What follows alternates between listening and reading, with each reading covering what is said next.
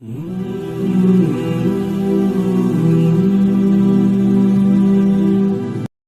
पे अल्लाह ताला से बात करें आप, अल्लाह ताला मैं कमज़ोर हूँ, मैं बहुत कमज़ोर हूँ, मुझसे ये गुनाह भी हो जाता है, मुझसे ये गुनाह भी हो जाता है, अल्लाह ताला मैं फिसल जाता हूँ, मैं फिर आपसे वादा करता हूँ कि मैं ऐसा नहीं करूँगा, लेकिन मैं फिर फिसल जाता हूँ।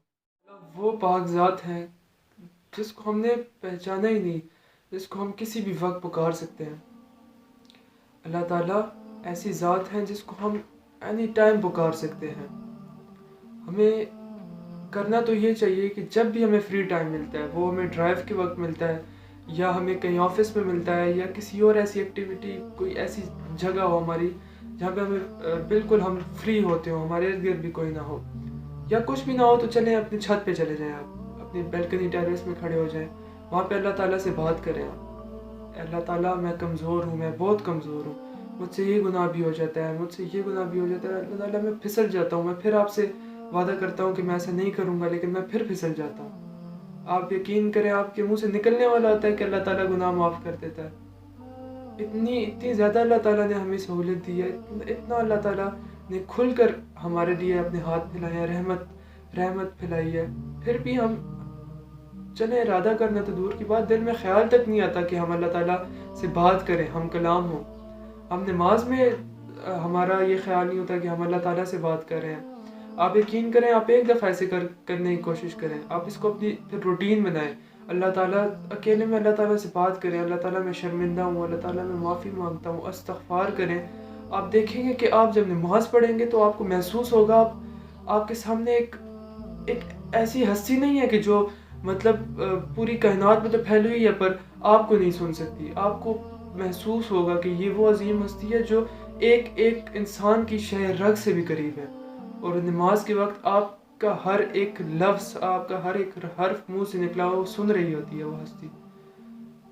अल्लाह ताला दुनिया में, कायनात में जितनी भी कायनातें हैं, इन सब को सुन रहा है। अल्लाह ताला इन कायनातों के अंदर जितनी भी दुनियाएं हैं उन सब को सुन रहा है।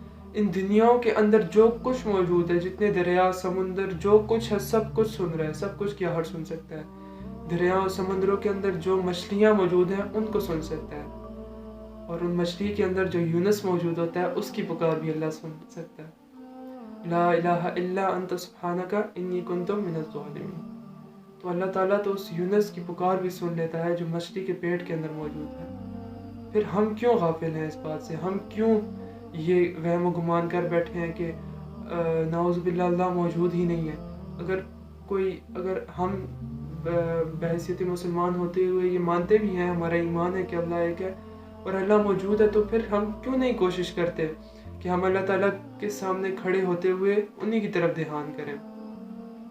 एक ऐसा शख्स हो जो हम पर कोई मेहरबानी करे, हमारा कोई बहुत बड़ा मसला सुलझा दे, उससे तो हम बहुत ज़्यादा मुतासिर हो जाते हैं, उसकी तो हम वाह वाह करते हैं। लेकिन अल्लाह ताला जो आपका हर हर बिगड़ा हुआ काम ठीक कर देते हैं, हम अल्लाह ताला के सामने खड़े होते हुए उनका शुक्रिया अदा करना या उनसे मदद मांगने का सोचते भी नहीं है।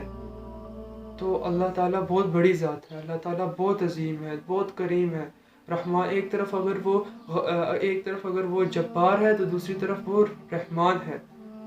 हम इन दोनों चीज़ों को कंपेयर ही नहीं कर सके।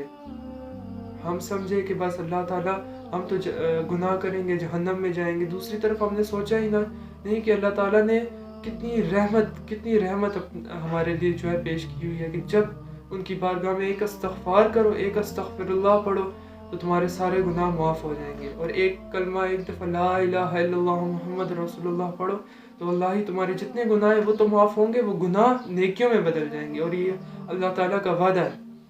तो हम क्यों एक दफ़ा ला इलाहा इल्लल्लाह मुहम्मद रसूलुल्लाह नहीं पढ़ सकते? तो हमें चाहिए कि हम अपना ध्यान इस तरफ करें, इस तरफ मुतवज्जो हों, अल्लाह ताला के कलाम पाक को उठाएं, क्योंकि जब हम नमाज़ पढ़ते हैं तो हम अल्लाह से बात करते हैं, और जब हम कुरान पढ़ते हैं तो अल्लाह ताला हमसे बात करता है।